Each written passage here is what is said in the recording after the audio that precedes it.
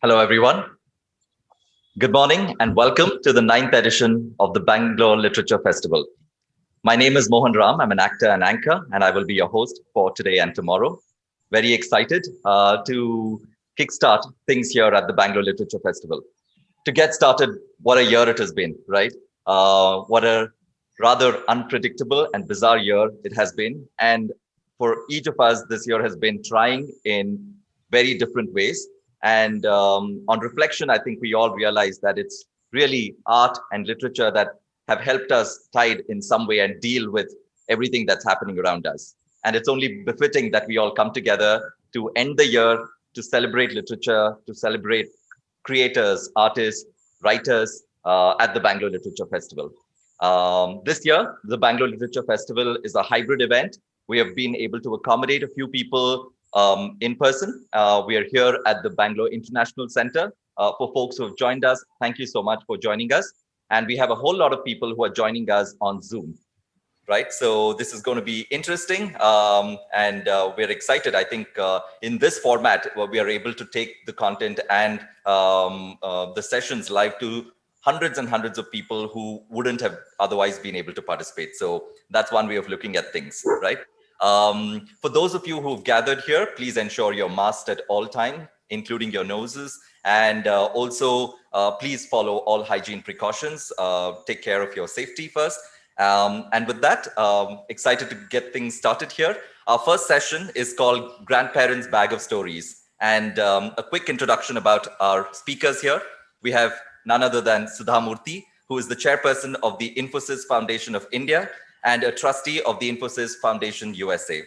Sudha Murthy is a prolific writer, as we all know, in Kannada and English. She's a columnist for English and Kannada dailies with 24 books and 156 titles to her credit. She has also received the Padma Shri Award from the Government of India, as well as 7 honorary doctorates from the universities in India. She will be in conversation with Andali Bajat, who is the author of 26 published novels, and she writes across different genres such as romance, young adult, and horror. With that, I welcome our speakers, and over to you, Andali. Thank you. Thank you so much for that introduction, Ram. Sorry, Mohan. Welcome to everyone at this year's Bangalore Literature Festival.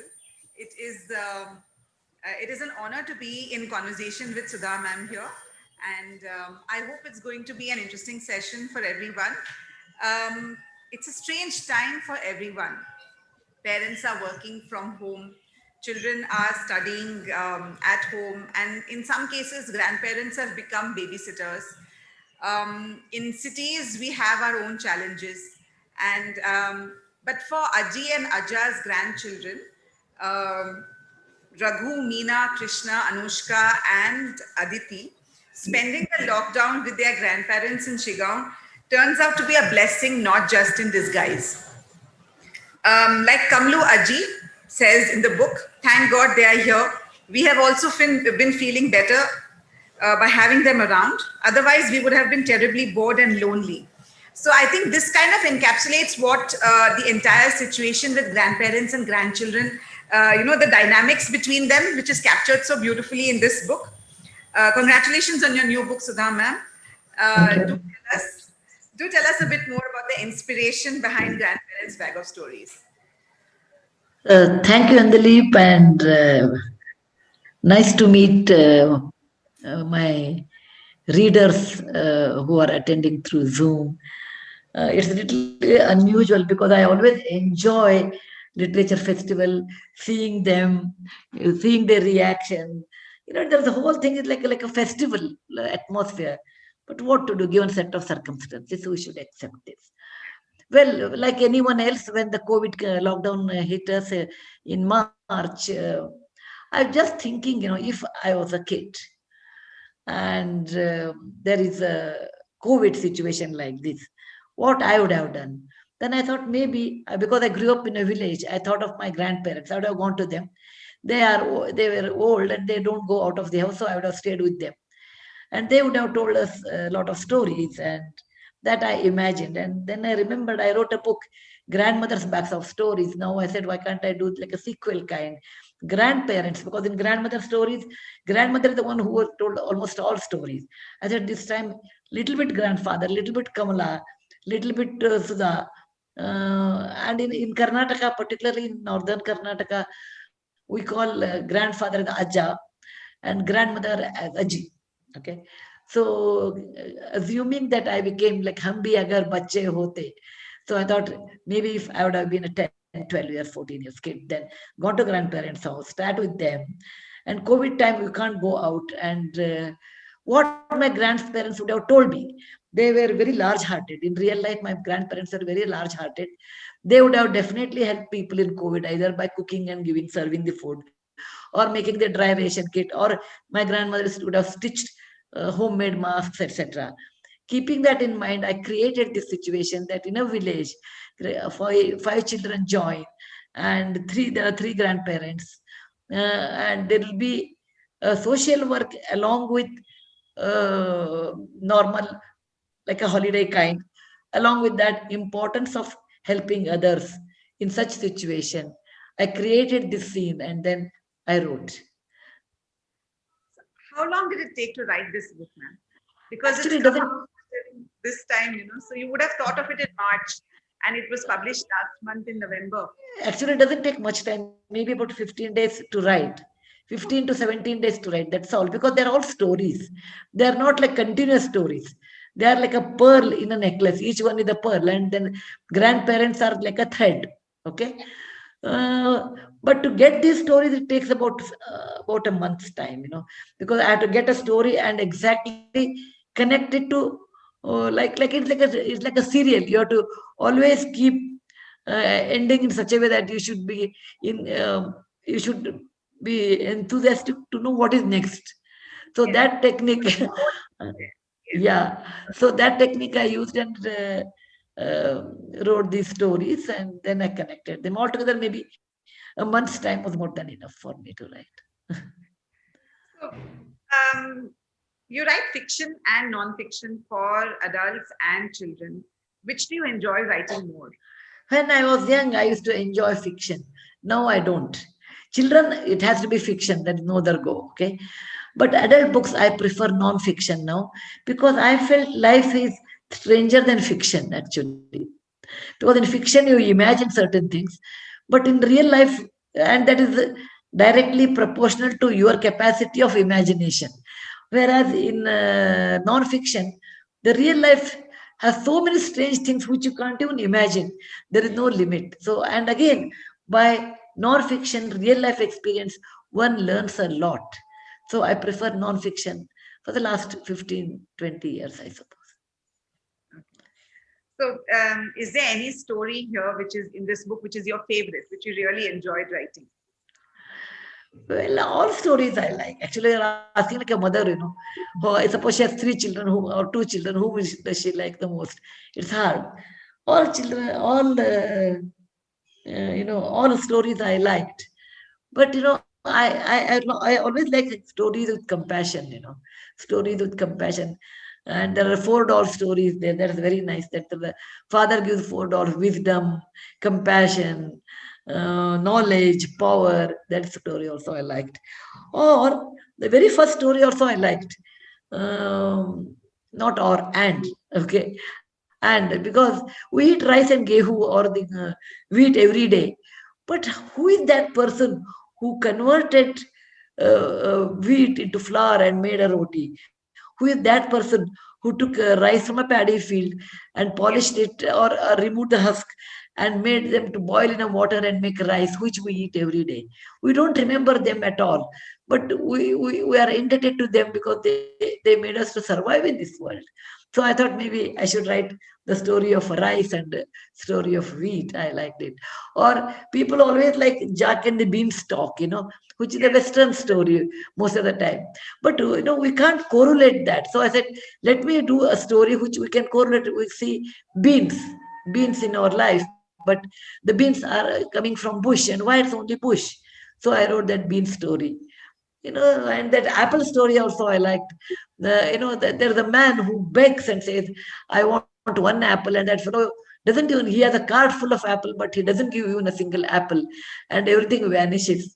A magician technique. And one more story that three brothers, they are carpenters' children. They want to make a boat, a ship to the king, and on the way he finds out some people, different people he collects, and at the end, each one is of great use to him. That means you in life you should have many types of friends. Not you should not depend on one person. And philosophically, I say you must build your life house on many pillars, not on one pillar. That is the one I like. There are many things. All of them I have liked it. So many. Ma'am, I've done quite a few workshops with children. I used to teach creative writing. And every time in a session, I asked them who their favorite writer is. So many children have said Sudha Murthy, Sudha Murthy. You are well loved by children of all ages. And I think the stories kind of, have that feeling of a grandmother sitting down and telling these stories. So, I think that's what is, appealing to the children. So, like, you decided to write this book because you thought it was relevant now because of the lockdown and everything. But otherwise, how do you decide which book to write? Like, how does the inspiration occur? Actually, I don't decide, the book decides. The book decides. For example, I have written 5 mythology books actually. And I had so much mythology stories. And one day, the book, the pressure was so much for me in my mind, I must write it down. And at the moment it builds up inside, and when it is up to a brink of the point, then it flows from there. Then it decides. And okay. So, and what kind of books did you read as a child? See, we did not have much choice in life in those days because I'm now 70 years old. When I was a young girl, we did not have electricity, TV, so baat hi nahi hai. So we had no electricity, no other entertainment. I was in a village. The only entertainment was reading, and that was more of the Ramayana, Mahabharata, and little books in the library. So I read a lot about epics when I was very young. And that's the reason I could write mythology in 5 volumes. And anything is available, I would love to read anything. Suppose I go to shop and they pack something in a piece of newspaper and give old newspaper, I'll come back and remove those articles and read that newspaper also. So reading became my, my, not only my hobby, it's entertainment, it's a knowledge seeking. Everything was my book are my never failing friends. That's what I used to tell. So when you're writing something, what comes first for you, the story or the character? For me, the frame. Everybody has a different, like you are a writer, so your method is different, my method is different. For me, when I decide like the right story or what, you take any story, I see a frame. I see a frame of picture, like a movie frame, So the characters will come and they will be talking. And I'll be knowing the characters, dress, everything. And what I see, I describe in my book. For me, frame after frame, they goes on coming. Yeah, the stories are very visual, like you said, like very much. And I don't know how I get that. That I really do not know. But the frame starts coming and the characters talk. And what they talk, I write. Okay. So you are, do you also, I also like the illustrations done by Priya Kurian in this. So do you have any, do you look at the illustrations before the book goes into? Yeah. Actually, Priya has done a great job. And I have a great editor, by the name Shruti Khurana. She's like my daughter and she understands me very well because I know her the day she's born. So we together, I write my stories, then I'll tell Shruti, you read it. She's my first reader. And I see her reaction, okay? And then we'll discuss what picture should come, okay? And then Priya comes with the pictures. Then we all discuss. But I have an excellent editor. It is very important to get a good editor for a writer. I agree. Yeah, because they know, I think they are able to look out of this, we are very close to the books that we write. So they bring an objective perspective and it really for me, every character is beautiful. Every character is right. Every story is right. Shruti being, She is helping, but she's also inside, she's also outside. So she stands probably on the fence and she says, no, this is not correct or something like that. Then, I argue with her. I said, no, this is according to me. She said, as a reader, I find this one. So we discussed that, and that is one of the reasons that my books are quite successful, because I have an open mind and I don't shut it. I write the best. Second thing, Shruti being a next generation person, reads and gives an impartial opinion as a first reader without feeling what the writer will feel. She says what you feel is different, but as a reader, I feel these are not great or these are the great points. Most of the time she says great points only. So we discuss on that, and anything which convinces me, I change. And this combination, actually, with a good illustrator and a great publisher, probably has done my books well connected to people. I totally agree.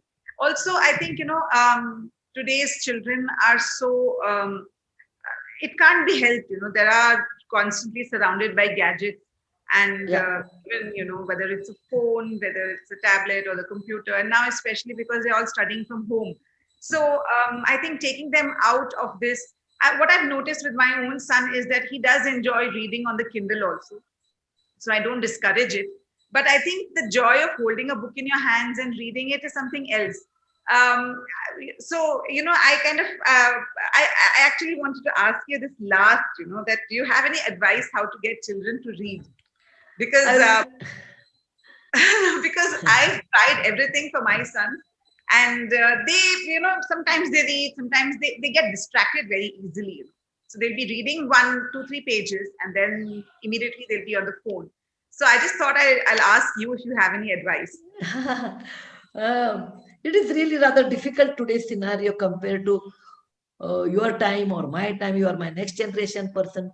Because the more access you have for entertainment, naturally, between a cartoon, if between a cartoon and a book, cartoon is the same thing in cartoon, people like it. The same thing in book, children don't like to read.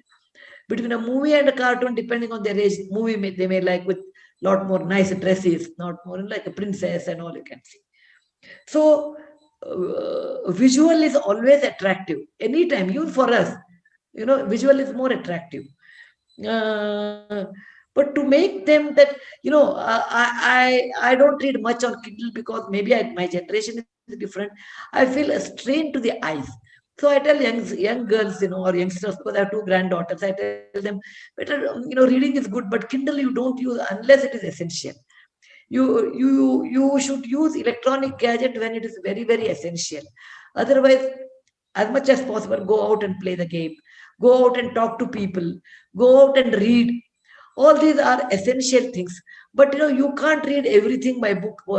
Like Google, you Google and get or Wikipedia, go and read something which are not available immediately. And I discourage reading by Kindle only because it will affect the eye.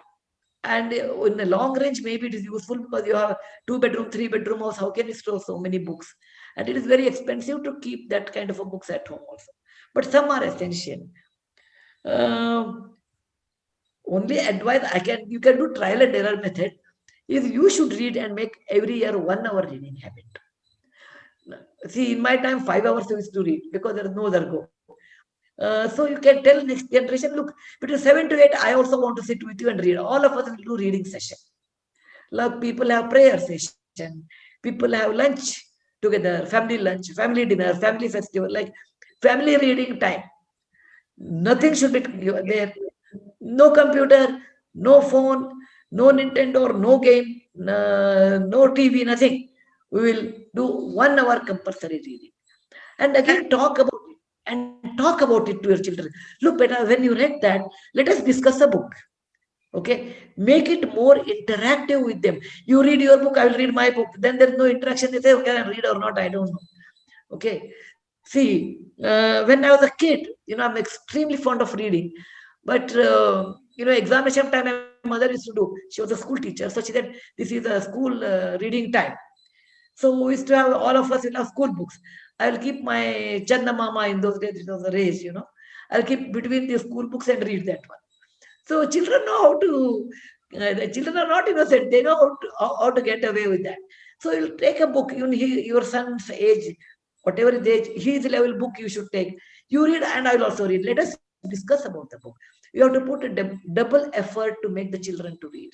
It is not natural. It was natural once upon a time. Today it is not natural. So you have to make double effort. But once they are on the track, then you don't have to worry. Then they'll be on their own. Okay. Today it is not that they are not reading less. They may read, they have knowledge, but may not be the physical book. So you have to, sit with them, read their books, discuss about that, and shall we read together? You have to do. So it may work according to me if you do that. Try it out. I will definitely try it. I recently actually started.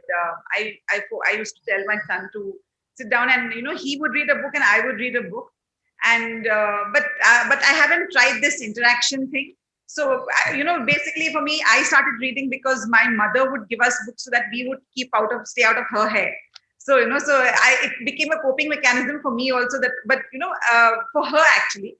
But when I started reading and loving books, I wanted my children to enjoy that same feeling of losing themselves in fiction and so much to enjoy. But it was not easy because it's a different generation and they have so many different avenues of entertainment. But this I will definitely try.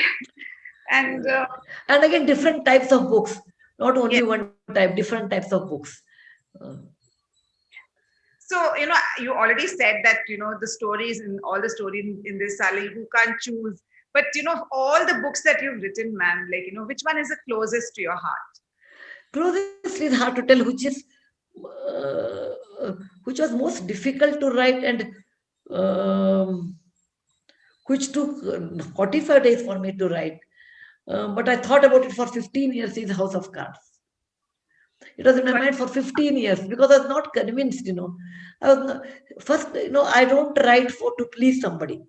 I write because I enjoyed the whole process. I enjoyed, and I should be convinced what I write, So House of Cards, I was not convinced the story which was in my mind. Then once I said, okay, let me sit down and write. I wrote about 3 pages and I was not able to write. Then I left it. Then I said, why I'm not able to write? Then I said, is my story convincing to me? Then I realized no. Then what is convincing is the fact, the utter truth of certain things in life. Women are wired differently, we should accept it. They are more emotional, we should accept it. They don't want a solution, but somebody should hear them, that we should accept it. And then I thought the basic of that, and then I could write House of Cards in fiction. And that's my last fiction. After that, I have not written. And non-fiction, I think I learned a lot in the period of writing, how to improve. I improved a lot. Actually, if I had to write my first book again, I'll write in a different way.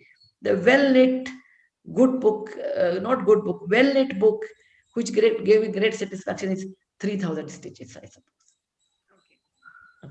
So, because you have such a huge body of work, it's always very difficult for a writer to choose their favorite. I always like when people ask me, I also find it very difficult to say that. But I think it's the books that have really affected you when writing. I think it makes a difference when you talk about it that that way.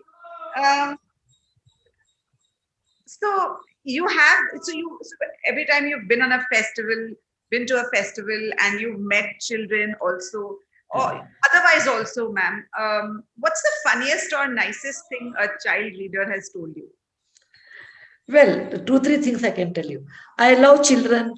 So when I write a children book, then I take a couple of days to become a child first in my mind. Then everything looks beautiful. Everything is positive. Then I write. After writing, I take another couple of days to grow up. Okay. In Calcutta, this I tell often. In Calcutta, I was reading my book maybe 10 years back, I suppose. 10 years back, because in Park Street, in one of those bookstore I was reading, and there was a school children group came and they were sitting, and one boy got up and told me, Naniji, you write very well, but you don't read well. I said, why, beta? He said, because I go to dramatic class, I know how to modulate my voice, I said, then you read. He read very well. And then I decided here afterwards, I will not read books. Probably children can read better. And someone said, no, don't talk to her. I said, no, let them talk because they are frank. They will tell their opinion. Then once, I was traveling with Mr. Murthy somewhere and both were sitting and discussing something. One child came running. Said, are you Sudha Murthy? I said, yes.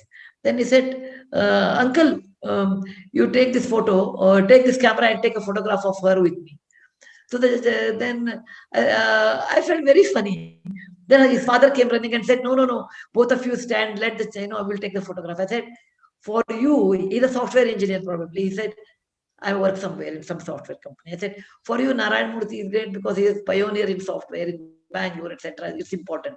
But for that child, I am a writer. That is more important. So I was telling Murthy, you take one photograph with Naniji and me, and you take one.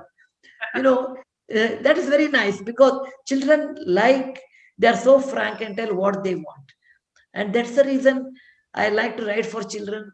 And, Shruti has a daughter, my editor Shruti has a daughter. She will be 10 soon. Her name is Krishna. And she will be my first reader of my children's book. I tell her, give the book and tell her which is not good. Which is good, she should not tell me. Which is not good.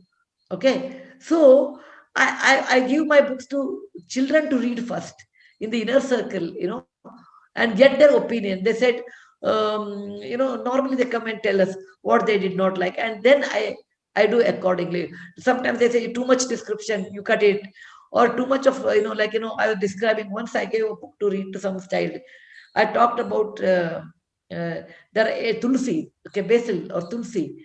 The grandmother takes the child to the garden and says, better there are 8 varieties of tulsi, Ganga tulsi, Rama tulsi, Krishna tulsi.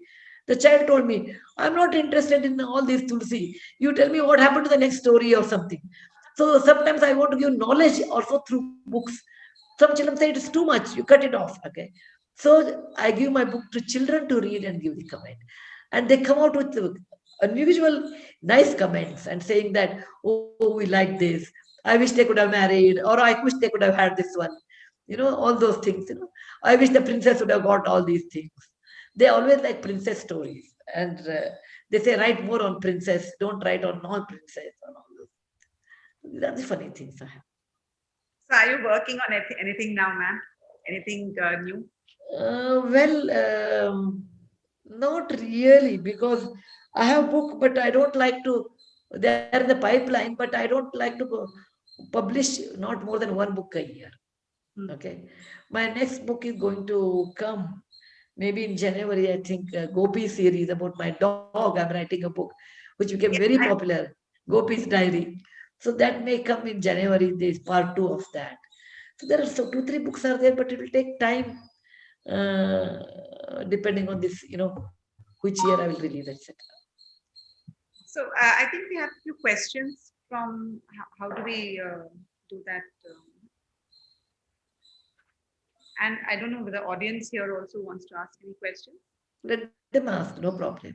Yeah, if we have folks in the audience who want to ask questions, you can come up here and we will enable the video for you to ask questions. I really miss nothing like, literature festival. It's such a nice thing, it could have been Jaipur, Bangalore. Sometimes I go to Pune. Sometimes I know I'll go to Bombay, Baroda. It will be nice actually. That I really miss. That is fine. That is fine. There are a couple of questions on the chat itself, so I can ask. Should I? Yeah, please do. Okay. There are so many stories in Indian epics. Many stories are not told for the young audience. Is there any need to make them to tell these to the young audience or readers? That's one of the questions by Mr. G. Aruna Kumar. Yeah. See, very young children may not understand many things. Young adults, I think you can tell. And that's the reason I have written unusual stories from Mahabharata, unusual stories from Bhagavata, unusual stories from Ramayana. And a book is dedicated to unusual stories of women in mythology, other than Sita and Radha, Sita. leaving them, Draupadi.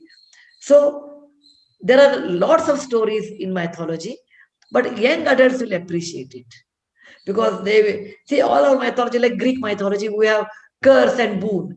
Young children, they are very young, they won't understand. Like 5 to 10 age, they won't understand.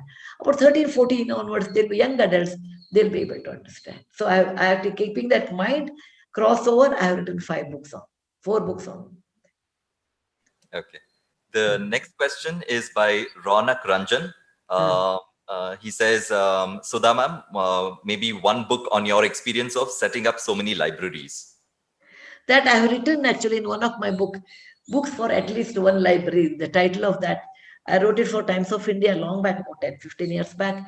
My grandfather was a school teacher, retired school teacher, and we were in a village. And whenever anybody used to pass our house, they say, Namaste, Master Ji. And so once I asked my grandfather, why everybody respects you so much, though he was not very rich. He said, teacher is the one who gives away the knowledge and he should be respected. And he gave a shloka, etc. The first building apart from my house when I was a young, which I saw was library. My grandfather used to go to library every day and he used to take me to library. And when I was 12 years old and he was 74 years old by that time, he was 62 years older than me. He told me, we were coming and he told me a stanza in Kannada, because my mother tongue is Kannada, we speak Kannada and we are in Karnataka.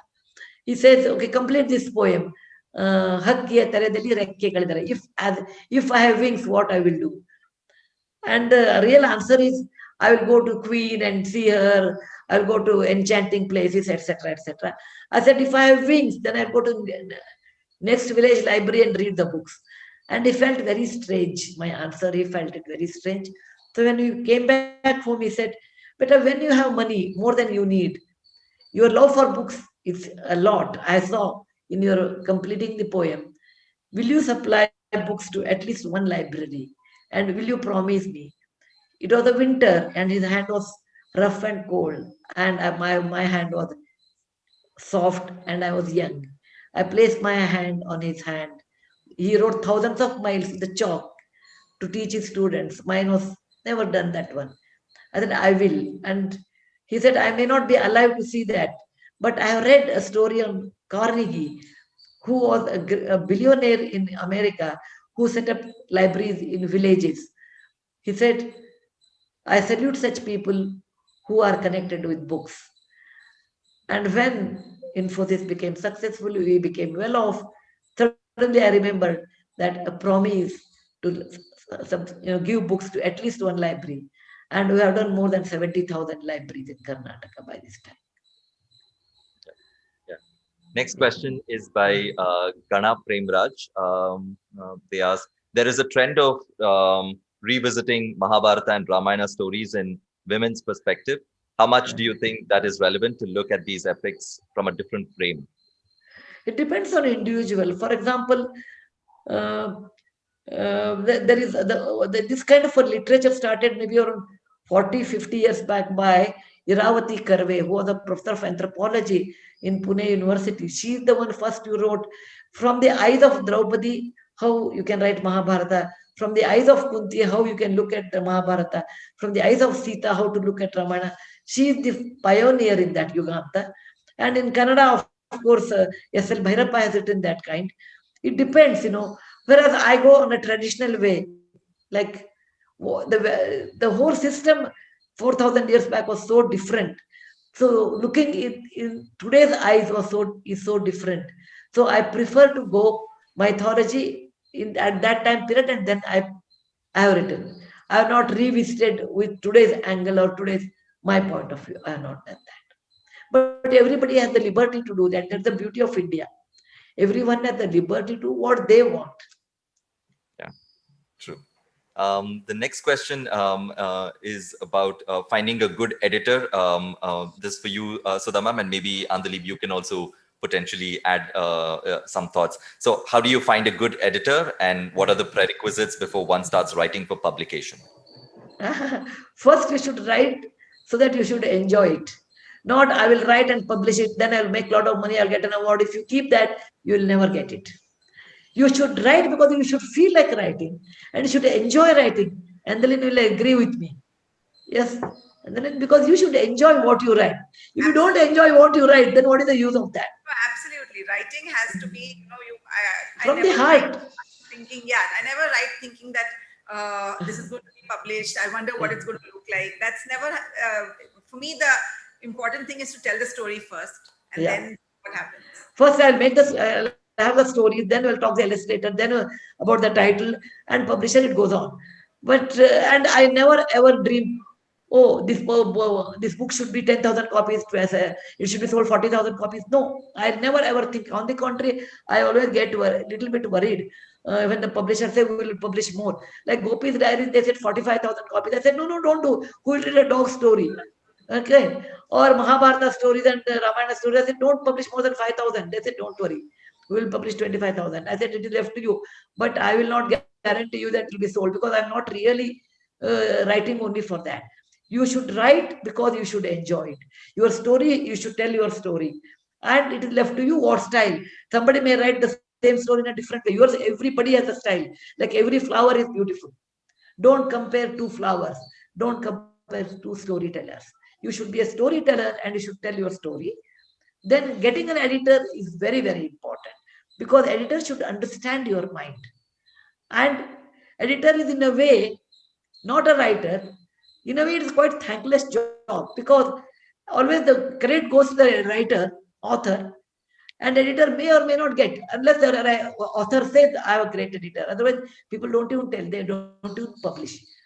So, editor is the one who should really love to do that job, where they may not get money and they may not get that kind of credit which author gets it. But they should love to do this job, like a translator job. And then you can tell some more things about the editor. How to get is really, I do not know the equation.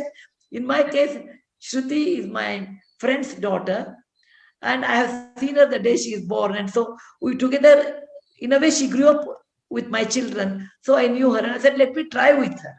I tried and it clicked. But she came on after my 12 books or 13 books. Before that, I had different editors. And once it clicked, then I think we clicked together.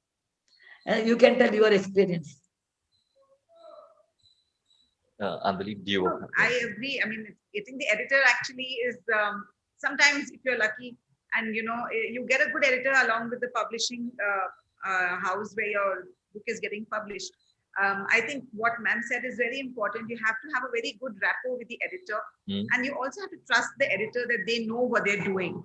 Which is very difficult as writers to let go of control of our work. Once we've written it, we have to understand, especially when we are publishing it, that it's a collaborative effort. And the way we envisioned it may not be the best way for the book to be, brought out into the world. So they play a huge role. Yeah, I agree. For example, the titles, when the title comes, I have different titles, Shruti will have different titles, publisher will have different titles. So all of us, we actually collaborate. And then I realize, like how Anjali Press told that my part after writing is like marrying your daughter, kind. Okay, you have to accept many things. And they are in the business and they know what exactly the title says.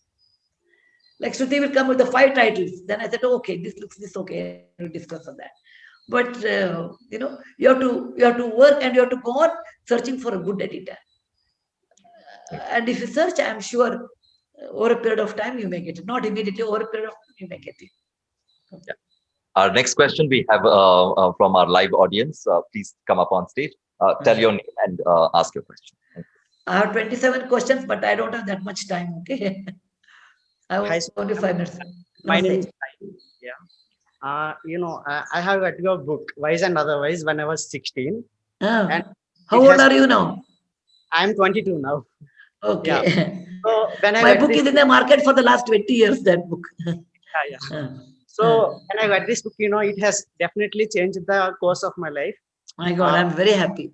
It is very, it has created a lot of impact on me. And then, now I'm very happy and content in my life. I would like to know, likewise. Yeah. So basically, like, I would like to know about the most influential books you have read, like the books that changed the course of your life. Fine. I read a lot from the childhood. I used to read a lot. I read a lot. Many books have influenced me different part of my life, not the only book. Okay. Not like one book has changed my life. No, it has not happened to me. Many books, bits and pieces have changed my life. Not one book. Okay. Thanks a lot. If there are any other questions, please come up. And we have last couple of minutes here. There was one other question from the audience here, ma'am. So if you, let's say you're writing a story and there is a sort of like a block, right? You're unable to continue. Writer's block. Yeah, writer's block. In those cases, one of our audience members wants to know, what is your process you follow and how do you go about it? Yeah, it comes to be natural, leave it. Whenever the writer's block comes, okay, I just leave it. The block will dissolve and then I will write it. Why force? No, I don't have a deadline. Oh, I have to finish. It is not like computer science, I have to finish my project. There's a release date. There's an application date. There's a coding date. There's nothing like that.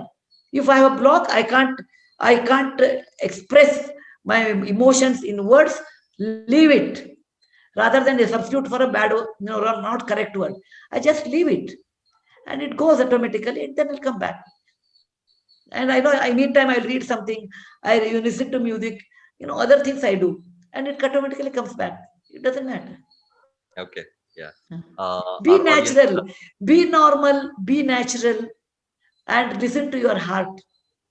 It tells you what is right. Yeah. The next question is from Sharat Tanga. Would Sudha Murthy madam write her autobiography? Is that top of mind? I really do not know. There are many people are telling me, but I feel I have not done anything like fantastic to write my biography, and my experiences have appeared in different bits and pieces in many episodes or in many books. I don't know. I really have not thought about it. I have not thought about it. Maybe when I think, I will let you know. Okay. Next question is, we would like to know about your travel stories from across the world. Have you already written about your travels, or is that something that you're working on? I used to write when I started writing initially.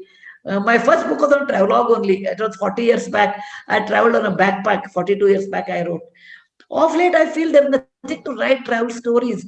I rather write travel experience. I write, because if you go to Wikipedia or travel any country, you get all the information. There used to be a Lonely Planet book. I used to carry like a Bible in my hand. But today you don't require Lonely Planet. You can, many apps are there. You go to Wikipedia, you read so much. You don't require pamphlet. But travel experience I write, because it won't happen to everyone. Like my experience in Bollywood experience in Iceland, or my experience in Tibet, my experience in Cuba, my experience in Iran, all these, my experience in Pakistan, they were very unusual, and those I have written. Yeah, got it. Anjali Nair asks, ma'am, how do you deal with the multitude of comments that come your way, especially if they are negative? Yeah, actually, when I was young, when people comment negative on me, I used to think, where did I go wrong? I should improve myself so that they should not comment.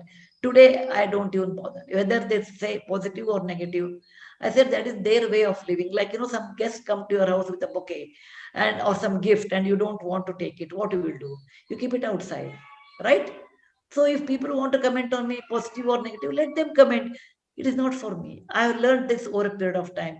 It will not disturb me in case they write negative, let them write it. Positive also doesn't matter to me, both of them. But it took some time for me to do that. Because by the time I know what I am, only I know. Okay, for someone's angle, I'm not, the way people look at me, Narayan Murthy's wife. Okay, some people say Infosys Foundation head. Some people say I'm a writer. It is like a blind man and the elephant, but I'm different person.